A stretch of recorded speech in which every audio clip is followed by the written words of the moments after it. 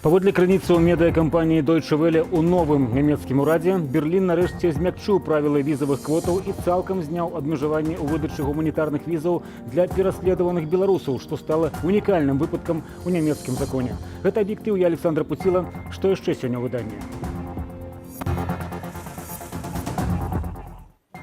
Праект новай канстытуцыі Беларусі зацвердзяць неўзабаве. Што нарэшце пакажуць беларусам? Вероятнее всего, там будут переходные положения, которые даже задушенные репрессиями белорусского общества могут очень сильно взволновать. Цэны на калій абяцаюць расці, у тым ліку і праз санкцыі ў дачыненні беларускай калійнай кампаніі. Але для рынкавых краін гэта такі не лёсавызначальны паказчык. У здушэнні свабоды слова лукашэнкаўскія гаруснікі не жадаюць бачыць межаў, якім будзе 2021 год для беларускіх журналістаў. Мы кожны дзень атрымліваем навіны, што новы рэсурс прызналі экстрэмісцкім, ці вось людзей, звязаных з рэсурсам, прызналі экстрэмісцкім фарміраваннем. Праект новай канстытуцыі ўлады прадставяць для народнага абмеркавання на наступным тыдні. Аб гэтым Лукашенко заявіў сёння падчас чарговага паседжання камісіі і працоўнай групы па пытаннях зменаў у асноўны закон. Ці будзе ў беларусаў час і магчымасці, каб абмеркаваць праект новай канстытуцыі і ўнесці свае прапановы, высвятляў Антон Каменскі. В декабре месяце проведена еще дополнительная доработка по проекту Конституции. Скорректировано 55 положений технически. Дзень-два на выпраўленне памылак і расстаноўку косак, і на наступным тыдні ўлады нарэшце пакажуць праект новой Конституции. Надо понимать, что это же не окончательный проект. Он будет окончательным тогда, когда уже обсудим предложение народа по проекту. Абмеркаванне з народам пачнецца адразу пасля публікацыі тэксту і прыпадзе на чараду святаў. Режим хочет получить наименьшее внимание к содержанию этого проекта, поскольку из комментариев усматривается, что вероятнее всего там будут переходные положения, которые даже задушенные репрессиями белорусского общества могут очень сильно взволновать. Проект Конституции можа узгадняцца з Крамлём, таму Мінск марудзіць з публікацыяй, мяркуе палітолог Андрэй Елисеев. Учора Дмитрий Пясков заявіў аб магчымай сустрэчы на наступным тыдні Лукашэнкі з Путиным. Я не исключаю, что Кремль рассчитывает на то, чтобы в новой Конституции было напрямую отражено либо союзное государство, либо особый статус белорусско-российских отношений. И, возможно, именно с этим связана заминка. Рэферэндум улады плануюць правесці ў другой палове лютага. Апошнія нядзелі месяцы прыпадае на 27 лютага. За месяц да гэтага, то бок не пазней 27 студзеня, яны маюць сфармаваць камісіі для правядзення рэферэндуму. Не пазней за гэты дзень Лукашенко мае падпісаць указ аб рэферэндуме, які зацвердзіць дату, пытанні і тэкст Канстытуцыі. Яшчэ некалькі дзён спатрэбіцца, каб Канстытуцыйная камісія ухваліла канчатковы варыянт асноўнага закону. Гэты перыяд цалкам выпадае з абмеркавання. Калі адкінуць святочныя тыдні, на вывучэнне праекту і фармуляванне прапановаў у беларусаў застаецца 2 тыдні або менш. На самом деле это не референдум по Конституции, а референдум о недоверии Лукашенко. Если вы не согласны с беззаконием, которое захлестнуло нашу страну, давайте сделаем референдум недействительным. Перакрэслі беззаконні, перакрэслі рэферэндум. Пад такім слоганам дэмакратычныя сілы Беларусі распачалі кампанію. Яны заклікаюць беларусаў, якія выступаюць за перамены, абавязкова ісці на галасаванне. Они должны как-то обозначить свою позицию и продемонстрировать его режим, свой выбор. Поэтому мы говорим отметить оба предлагаемых варианта крестиками, то есть сказать нет обеим предложенным вариантам Лукашенко Конституции. У закліку пазначыць на платформе «Голас» свае планы аб удзеле ў рэферэндуме. Аўтары кампаніі нагадваюць, што нават калі грамадзяне не прыйдуць на выбарчыя ўчасткі, у выбарчых камісіях, узгодненых чыноўнікамі Лукашэнкі, усё адно палічаць бюлетэні так, як ім выгадна. Антон Каменскі, Белсат. Кошты на ўгнаенне хаця б у гэтым снежні паказваюць максімальны за 10-13 гадоў узровень, але хутчэй за фосфар і азот расце цана на калій, адзін са стратэгічных экспартных прадуктаў беларускага палітычнага рэжыму. Эксперты-міжнароднікі адзначаюць, што каля 10% росту цаны на калій наступства ўвядзення санкцыяў супраць Беларускалію і беларускай калійнай кампаніі. Юлія Цяльпук. Што такое калій? Угнаенне, якое дае жыццёвую сілу сельскагаспадарчым культурам. У спалучэнні з фосфарам і азотам калій зробіць любую расліну мацнейшай. То бок замест жмені пшаніцы фермер збярэ 2, сабраць 3 дапаможа навука. У нас уже больш за 10 гадоў добрыя ўраджаі збожжа. Адна з прычын заключаецца ў тым, што мы здзейснілі навуковыя прарывы ў распрацоўцы новых відаў пшаніцы для павелічэння вытворчасці. У Кітаі не, але ў Беларусі і агулам у свеце пшаніца сёлета не ўрадзіла. Гэта моцна штурхнула ўгару сусветныя цэны на харчы. За імі пацягнуліся і цэны на ўгнаенні і асабліва на калійныя. $650 за тонну 13-гадовы максімум. Пасля ўвядзення санкцыяў супраць Беларускалію і беларускай калійнай кампаніі цэны вырастуць нават да $800 у наступным годзе, дапускаюць аналітыкі. Не ведаючы, ці будуць на лета пастаўкі з Беларусі, краіны-пакупнікі ўгнаенняў шукаюць часовых рашэнняў. Кітай, які дагэтуль імпартаваў з Беларусі 20% усіх калійных угнаенняў, пачаў выкарыстоўваць запасы спартоў. Пастаўкі калію ў выніку ідуць у няпоўным аб'ёме. Імпарт па-ранейшаму абмежаваны, а запасы ў партах скарачаюцца. Беларуская калійная кампанія штогод экспартуе ад 7 до 12 мільёнаў тонаў калію. Праз блізкія балтыйскія парты ў Літве і Латвіі прадукцыя пастаўляецца па ўсім свеце. Санкцыі стварылі БКК лагістычныя праблемы. У літоўскую Клайпеду вагоны беларускага калію пакуль ідуць, нягледзячы на палітычныя заявы і адстаўкі. Рынак чакае, што будзе далей. Пытанне, ці зменшыць пастаўкі Беларусь. Мы ж ведаем, што знаходзяцца ўсё ж такі нейкія шляхі. Яны могуць быць самыя простыя, вось ўсё ж такі праз Літву ці праз Латвію. Яны могуць быць трошки больш складаныя, калі спатрэбіцца дапамога Расіі. Расія не мае магутнасцяў на перавалку ўсяго беларускага аб'ёму угнаенняў, таму што экспартуе таксама і сваю прадукцыю з Уралкалію. Тым не менш можа прыняць частку экспарту БКК. Пакуль Беларусь шукае шляхоў абыходу і шляхоў дастаўкі, абуджаюцца канкурэнты. Акцыі канадскай калійнай кампаніі Nutrien на мінулым тыдні выраслі на 6,6% пасля заявы пра нарошчанне экспартных аб'ёмаў. Ёсць і іншыя гульцы. Калі сусветнаму рынку не ўдасца запоўніць 20% беларускі аб'ём, Леў Марголін не выключае. Будзе, скажем так, дана такая каманда, можа неяўная каманда вось гэтым балтыйскім краінам, што паколькі наўпрост ніякай забароны на транспарціроўку няма, то можаце зрабіць выгляд, што яно так і павінна быць, і вось працягваць гэтую транспарціроўку. Такая сітуацыя дэвальвавала б санкцыйныя чаканні. У каментарах сусветных аналітыкаў на паверхні клопат пра харчовую бяспеку і ані слова пра некалькі тысячаў зняволеных за палітычны густ беларусаў, дзеля вольнасці якіх гэтыя санкцыі ўводзіліся. Юлія Цяльпук, Белсат. Но тым часам на Лукашэнку і ягонае атачэнне падалі заяву ў польскую пракуратуру. Адвакат Томаш Вілінскі ад імя больш як 10 беларусаў прадставіў дакументы пра здзяйсненне злачынстваў рэжымам і ягонымі хаўруснікамі паводле некалькіх артыкулаў крымінальнага кодексу Польшчы. Абгрунтаванне заявы займае больш за 1,5 сторонак і спасылаецца аўтар на 30 000 дакументаў. Гэта запланаваныя наўмысныя дзеянні супраць нацыянальна-палітычнай групы беларусаў, якія ідэнтыфікуюць сябе з лозунгам «Жыве Беларусь» з гербам пагоня і бел-чырвона-белым сцягам, фактычна легальным сцягам Беларусі.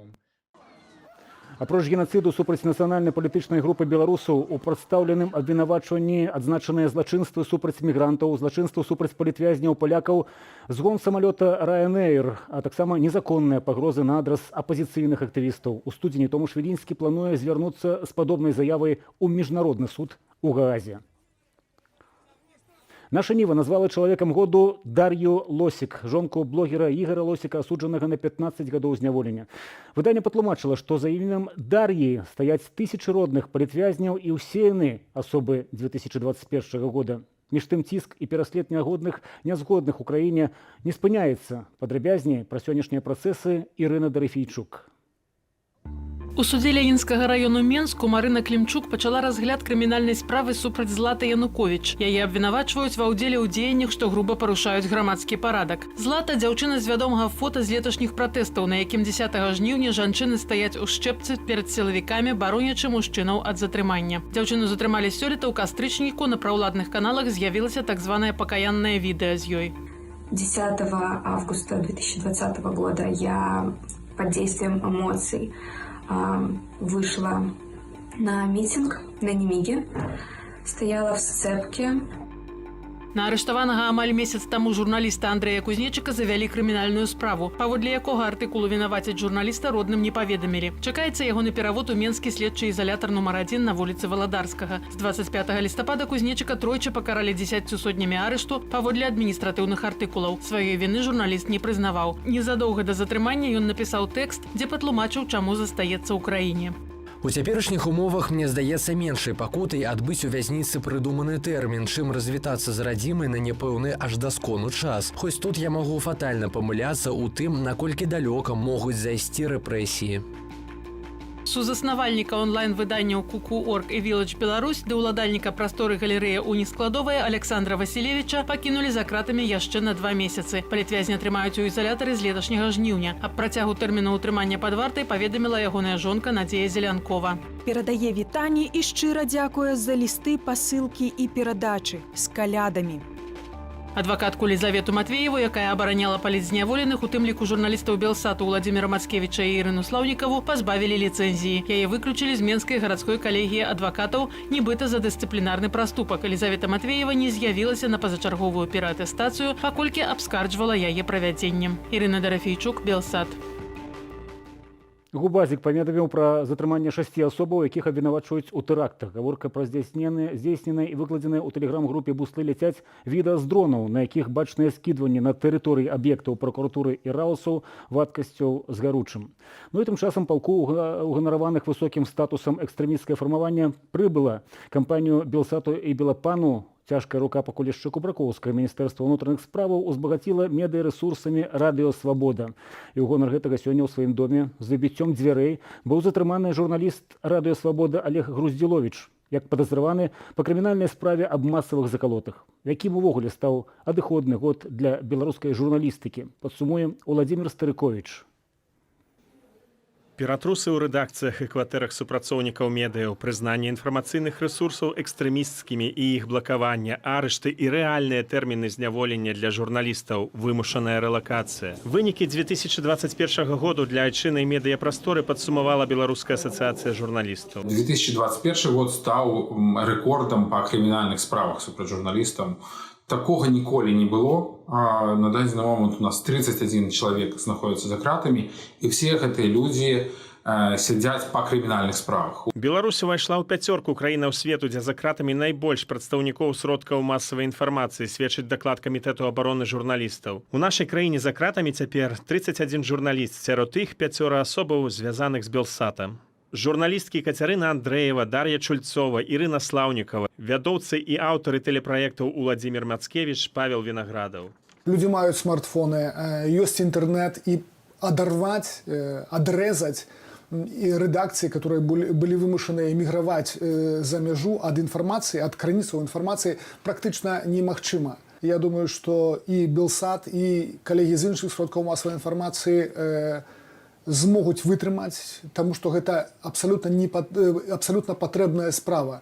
Калі будуць у краіне перамены, то ніякія перамены, я глыбока ў гэтым перакананы, немагчымыя без сапраўдных незалежных сродкаў масавай інфармацыі. Міністэрства інфармацыі блакавала сайты незалежных выданняў. Яны ў адказ стваралі для чытачоў сайты люстэркі. На наведвальнасць рэсурсаў, аднак, паўплывала прызнанне матэрыялаў выданняў і іх саміх экстрэмісцкімі. Гэта прадугледжвае адказнасць і для спажыўцоў інфармацыі, напрыклад, за рэпост. Мы кожны дзень атрымліваем навіны, што новы рэсурс прызналі экстрэмісцкім, ці вось людзей, звязаных з ресурсам, прызналі экстрэмісцкім фарміраваннем. Гэта ўплывае на паводзіны людзей, на паводзіны рэдакцый. і гэта ёсць важным фактарам. Мы бачым прынімалава в прямым эфіры. Нас зараз вінцяць спадарства і мы поедем в сацыяльным таксі.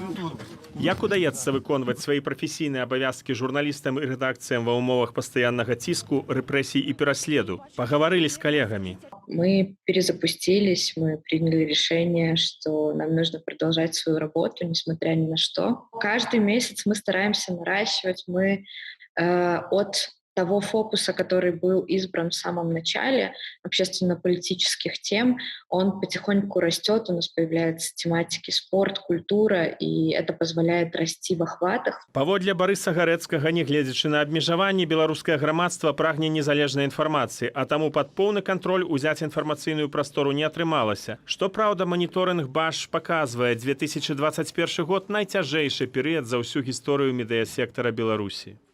Владимир Старыкович, Белсат.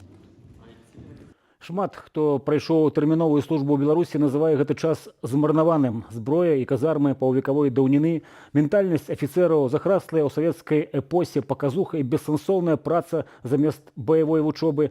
Да гэтага часта дадаецца дрэннае харчаванне і гвалт. Распаўсюджана меркаванне, што эфектыўнае войска можа быць толькі прафесійным. Але сярод краінаў з савецкім мінулым ёсць тыя, якія разбіваюць гэты стэрэатып. Эстонія ніколі не адмяняла прызыў, пры гэтым стварыла войска, якому давярае грамадства і ад якога не ўхіляецца моладзь. Як ёй гэта ўдалося? Пытанне вывучаў камандзіраваны ў гэтую паўночна-еўрапейскую балтыйскую краіну наш корэспандэнт Александр Папко. Мы знаходзімся ў горадзе Тапа ў паўночнай Эстоніі. Тут размешчана самая вялікая ў гэтай краіне вайсковая частка. У ёй служаць 1500 эстонскіх жаўнераў плюс больш за 1000 саюзнікаў Эстоніі па НАТО. Усе гэтыя казармы былі пабудаваныя на роўным месцы 20 гадоў таму, і яны зусім не падобныя на савецкія.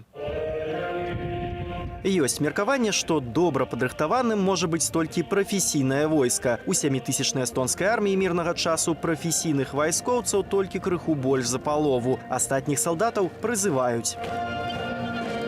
Ствараючы сваё войска, эстонцы не пайшлі па пракладзенай СССР каляіне. Яе проста не было. Сыходзячы з Эстоніі, былыя савецкія войскі не пакінулі ні тэхнікі, ні зброі. Савецкіх касак 1970-х гадоў, пляшак 60-х і пяхотных рыдлёвак родам з другой сусветнай, якія я памятаю са сваёй службы ў Печах пад Барысавам, у эстонскіх навабранцаў я не ўбачыў.